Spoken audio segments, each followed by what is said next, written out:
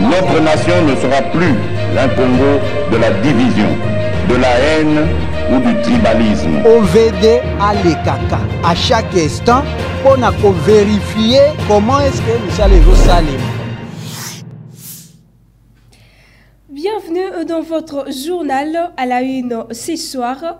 Félix Tshisekedi, président de la République démocratique du Congo, séjourne à Dakar pour participer au sommet agricole de Dakar.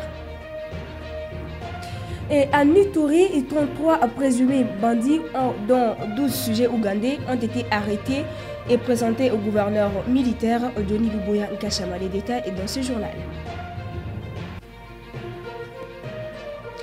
Comme on vient de l'annoncer tout à l'heure, Félix Tshisekedi, président de la République démocratique du Congo, séjourne à Dakar où il prend part à la conférence agricole. Dans sa prise de parole, il a parlé de la revanche du sol sur le sous-sol. Les détails dans cet extrait que vous propose Alain Coma. Pourquoi je voulais le diversifier? Évidemment parce que malheureusement, notre économie dépend beaucoup des mines. Et les mines sont à la base de beaucoup de nos malheurs. La preuve, en ce moment, nous vivons encore un de ces malheurs par l'agression rwandaise contre mon pays. Et ça fait plus de 20 ans. Je fais une parenthèse justement parce qu'il fallait que j'en parle. J'ai entendu beaucoup parler de l'agression russe en Ukraine, mais on oublie souvent celle qui a plus de 30 ans et qui est causée par un des voisins de la République démocratique du Congo. Et donc...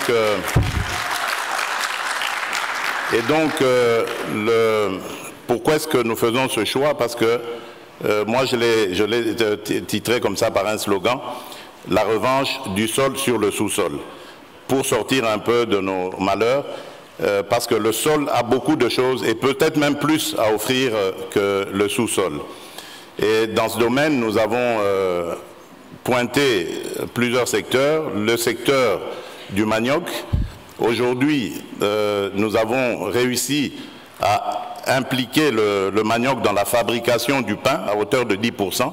Cela nous a permis de faire des économies sur l'importation de blé, d'économies de l'ordre de 10 à 20 millions de dollars.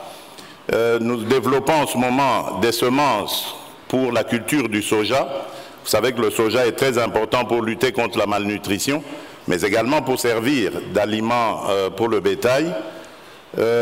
Nous faisons aussi dans la formation des moniteurs agricoles qui reçoivent un renforcement de capacité et qui, le moment venu, vont descendre sur le terrain pour encadrer les paysans. Nous avons mis un accent sur la mécanisation. Aujourd'hui, nous sommes en mesure de dire quels sont nos besoins dans ce domaine. Nous avons lancé un plan très ambitieux que nous avons appelé le plan de développement des 145 territoires. Ce sont les 145 territoires ruraux qui forment la République démocratique du Congo. Et ici, le but est de doter chaque territoire d'une brigade agricole. Et c'est à ce moment-là que ces moniteurs iront auprès des paysans pour les aider à maximiser leur travail et leur profit. Évidemment, nous mettons l'accent sur la jeunesse en développant des agences d'appui ou de garantie pour l'entrepreneuriat des jeunes et des femmes. Aujourd'hui, nous sommes en mesure de dire que ces deux catégories de la population sont accompagnées. Prenons cette brève. Contrairement aux rumeurs qui circulent dans les réseaux sociaux, depuis la matinée de ce jeudi 26 janvier 2023, aucun garde du corps du président de la République n'est assassiné. Certaines sources parlent d'une vieille rumeur qui date de juin 2022. Cette fausse information est véhiculée via un pseudo-compte Facebook du nom de Denise Zichok. Contactée, et l'intéressée affirme que ce n'est pas elle. Et en sécurité, 33 présumés bandits, dont 12 Ougandais sujets en situation irrégulière en République démocratique du Congo, ont été présentés mardi 24 janvier 2023 par la police au gouverneur militaire de l'Ituri, Denis Luboya Nkashama. Junior Selemani. La restauration de l'autorité de l'État à travers la lutte contre la criminalité urbaine en Ituri, c'est le cheval de bataille de services de défense et de sécurité en cette période de l'état de siège. 5 groupes de présumés criminels de grands chemins tombent dans le filet de la police nationale congolaise, parmi lesquels 12 sujets ougandais en situation irrégulière en République démocratique du Congo. C'est hors la loi ont été présentés ce mardi au gouverneur militaire de l'Ituri. Cette action vise à sécuriser la population et ses biens, a dit le commissaire provincial de la PNC en Ituri, le commissaire divisionnaire adjoint Ngoï Sengelo Akio. Excellence, ces 3 individus sont recherchés à Kisangani, où ils ont tué 2 policiers et un capitaine des forces armées de la République. Ils se sont résolus de venir se cacher dans la province de l'Ituri, précisément à Nyanya 51, où malheureusement ils opèrent aussi. Ces jeunes gens, très dangereux, opèrent dans la même zone de Nyanya, PK 51, sujet ougandais. Ce sont des citoyens sans aucune activité connue dans la ville de Bunia, ou plutôt dans la République démocratique du Congo. Et nous allons les mettre à la disposition de la Direction générale des migrations pour les formalités. À l'autorité provinciale de féliciter le travail abattu par la police. Je vous exhorte encore de travailler davantage pour donner la paix à cette population iturienne et aussi particulièrement à la population de Bunia. Mes très sincères félicitations.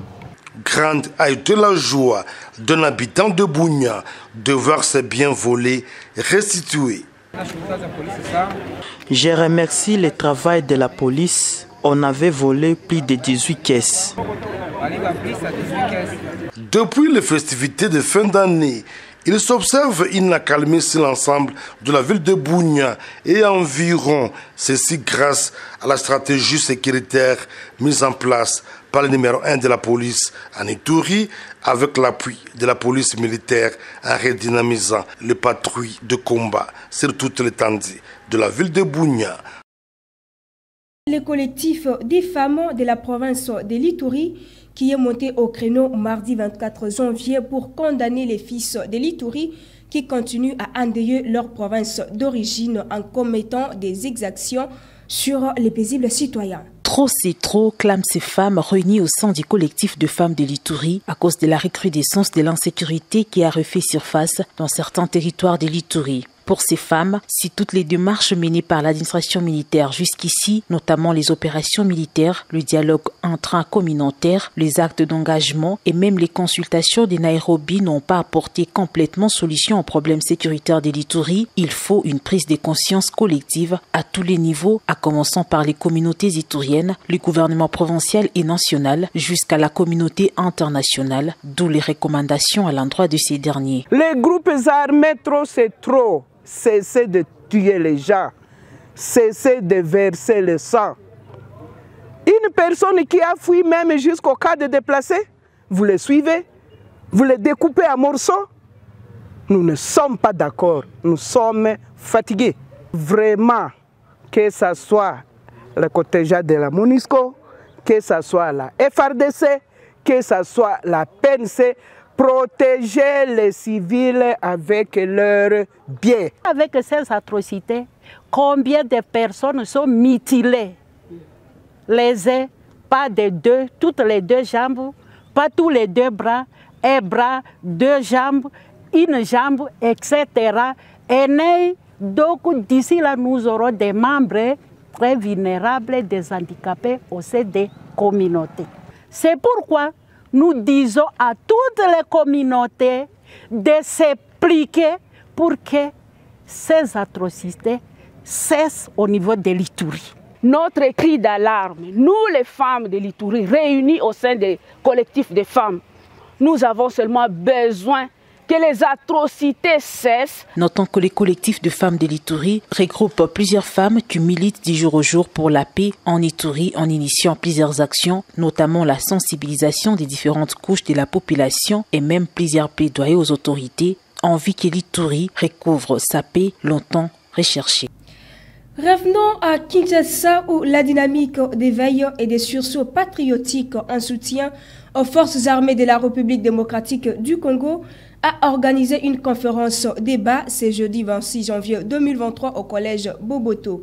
L'appropriation par la société civile de la politique nationale de la défense était le thème du jour. Dieudonné Moussa Galoucha, coordonnateur adjoint de cette structure, explique la vision de cette dynamique au micro de Georges Mapoko et King Cruz. La conférence d'aujourd'hui s'inscrit dans l'initiative de la société civile sur la dynamique d'éveil et de sursaut patriotique. Ce n'est pas une nouvelle structure, c'est juste une initiative qui est coordonnée par le professeur abbé Dr Jean Bosco Bahala et moi-même. Nous avons réfléchi qu'il est important de pouvoir mobiliser toutes les forces sociales, toutes les forces politiques, toutes les forces vives pour pouvoir fédérer ce que nous avons comme atout, ce que nous avons comme potentialité pour pouvoir faire face à la situation qui prévaut dans notre pays aujourd'hui. Et vous savez, la situation la plus préoccupante, c'est celle qui concerne la sécurité à l'est du pays, évidemment le processus électoral maintenant. Mais c'est ainsi que nous avons décidé d'organiser cette activité pour nous approprier, pour demander à la société civile de s'approprier la politique de la défense nationale. Parce que, comme vous savez, vous avez suivi des éminents intervenants qui ont parlé de la triade, où il faut effectivement le peuple, la population et les institutions qu'on se mette ensemble pour pouvoir faire un front commun, pour pouvoir parler comme nation, pour pouvoir parler comme un peuple, pour pouvoir défendre les pays au-delà de tout ce que nous avons comme clivage, au-delà des clivages politique, c'est-à-dire majorité-opposition, au-delà de ceux qui sont aux institutions, en commençant par l'institution suprême, président de la République jusqu'aux autres, et en passant également en toile de fond par la société civile qui représente la population. La société civile congolaise de Cape Town en Afrique du Sud dénonce la discrimination de Congolais vivant dans la diaspora par la Commission électorale nationale indépendante dans le cadre du processus d'enrôlement des électeurs. En Afrique du Sud, le seul centre retenu est l'ambassade de la République démocratique du Congo à Pretoria. Jacques Kalonji. Dans une déclaration lue par Esaïe Mombilo, responsable de la structure, la société civile congolaise de l'Afrique du Sud fait constater quelques faiblesses de ces processus d'enrôlement, dont le manque de sensibilisation et la longue distance à parcourir. Et pourtant, nous constatons qu'en Afrique du Sud, le seul centre retenu est l'ambassade de la RDC à Pretoria. Ce qui oblige les Congolais voulant s'enrôler à parcourir jusqu'à près de 1300 km en aller simple pour atteindre le centre d'enrôlement. Cette situation constitue, sans le dire, une discrimination des Congolais vivant dans la diaspora.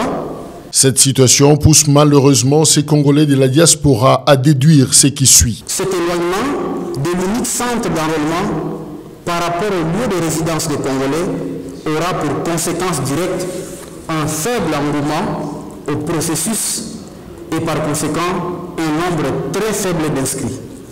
Le fait pour la CENI de ne prévoir qu'un seul centre d'enrôlement, et ce à Pretoria, aura une incidence financière considérable sur ceux des Congolais vivant dans d'autres provinces. En effet, outre le coût du voyage aller-retour, il faudra ajouter très probablement des nuits d'hébergement dans des hôtels, tant il n'est pas possible d'être sûr d'être servi le même jour d'arrivée.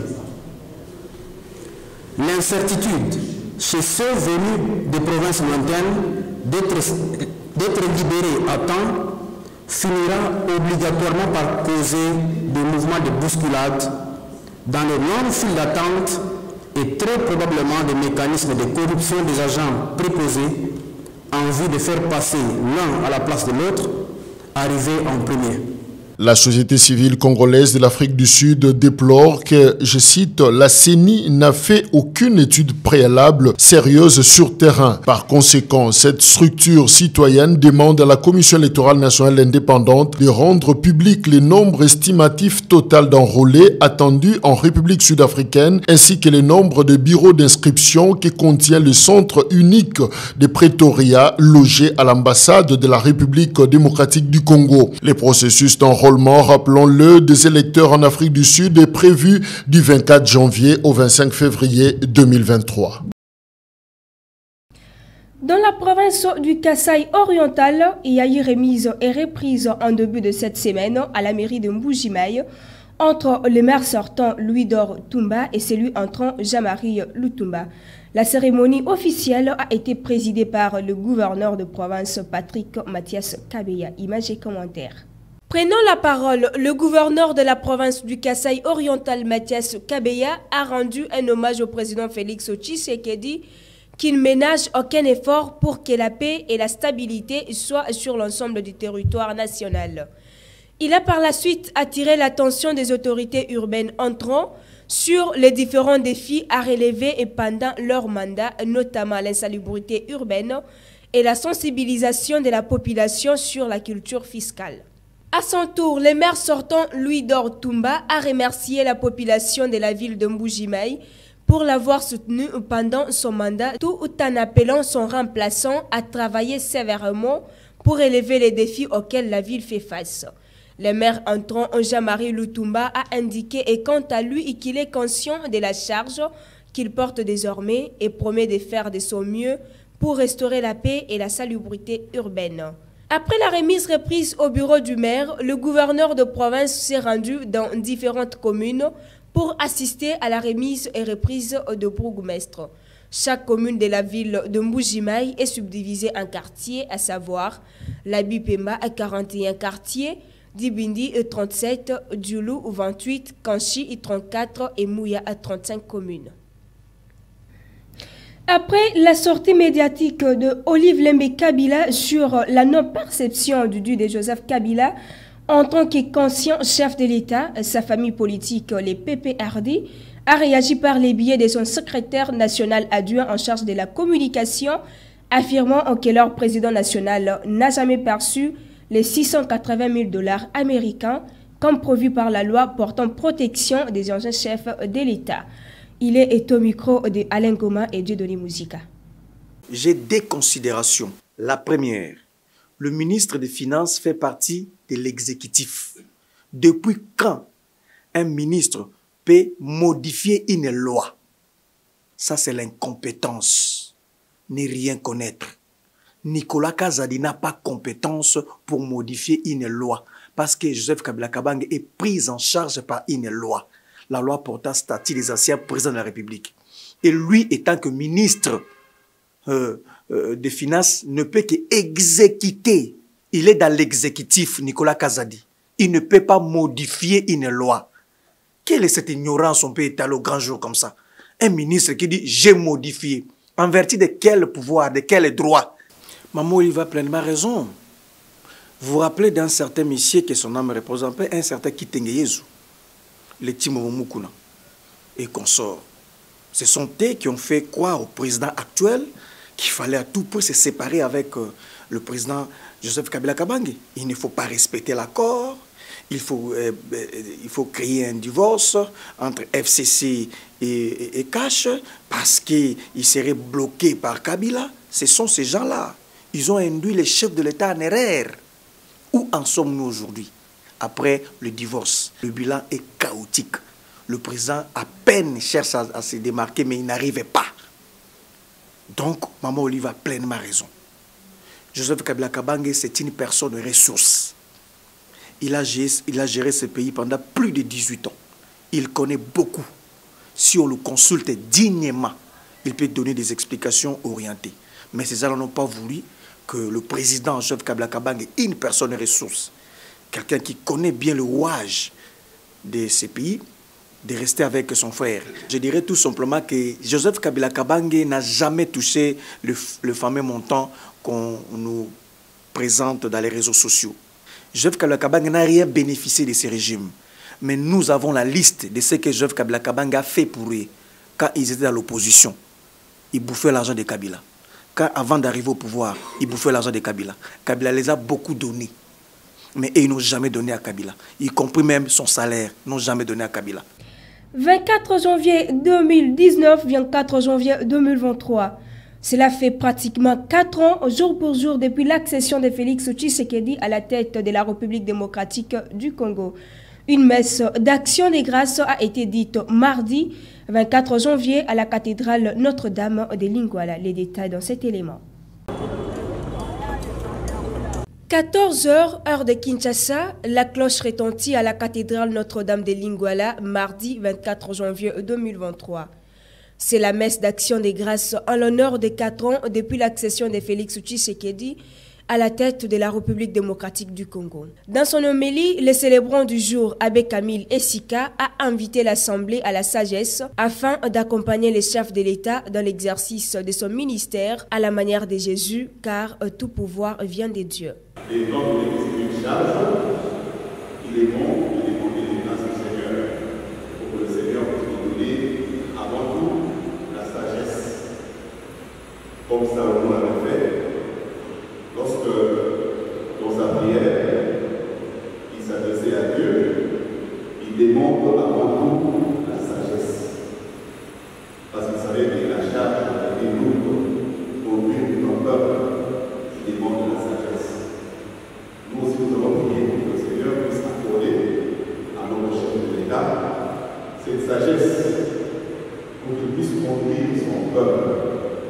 Pour la vice-présidente chargée de la mobilisation de la Ligue des femmes de l'Union pour la démocratie et les progrès sociaux UDPS, les 4 ans de Félix Tshisekedi restent louables et le peuple congolais ne peut lui remercier qu'en lui accordant un second mandat.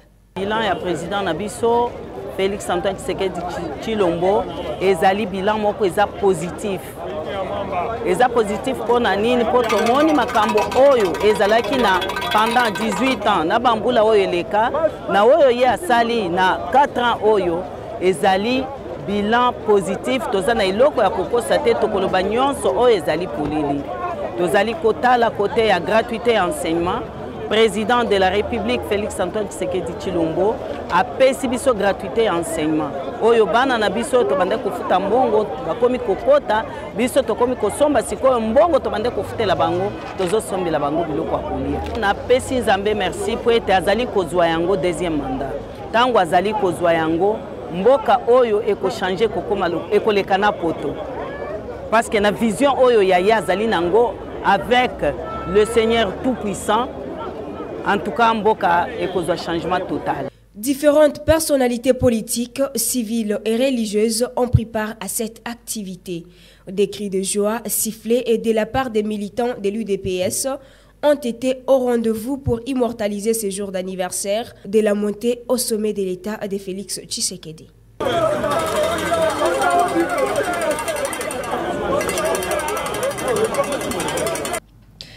Les ponts sur lesquels passe la voie ferrée sur l'avenue du Drapeau ex-Flambeau, non loin de la Bralima dans la commune de Barumbu, est fermé depuis la matinée du mercredi 25 janvier 2023 pour raison des travaux de démolition.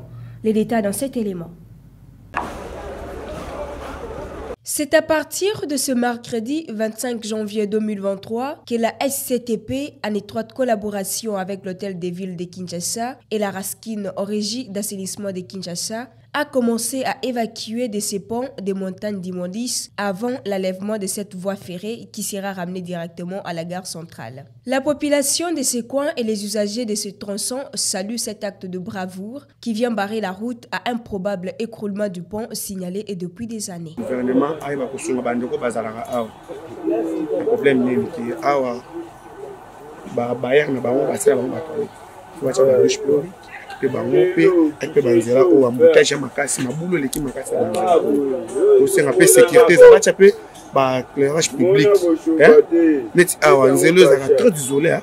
Somme d'abord 19 à 20 heures comme ma somme tout à monter faut monter somme présenter côté ma place pour 2 heures 3 heures pour nous en moto pour nous taxi donc c'est un peu de éclairage public tu vois ba kati ba o c'est que là une partie à ni monani hein donc c'est ba éclairage public dans la flambeau si gaz central ya muleli donc on a bon marché si gaz central ya muleli nzelo prison de les awa ba construire ba les ba vice de prison de donc ça nous avons quelque chose à nous ya muke Construit depuis 1935 à l'époque coloniale, ces ponts se trouvent dans un état de délabrement très avancé, prêt à s'écrouler à tout moment car les piliers sont fortement touchés. À cet effet, la démolition proprement dite aura bel et bien lieu le vendredi 27 janvier 2023.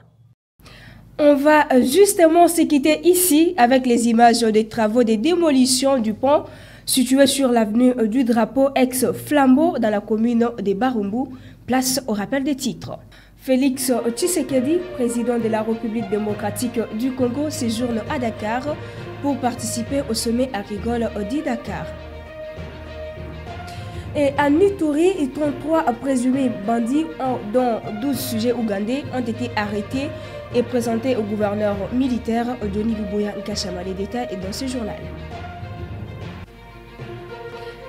Ainsi, il va l'actualité en République démocratique du Congo. Merci de votre fidélité. On se retrouve demain pour une nouvelle édition sur DRC Info. D'ici là, portez-vous bien.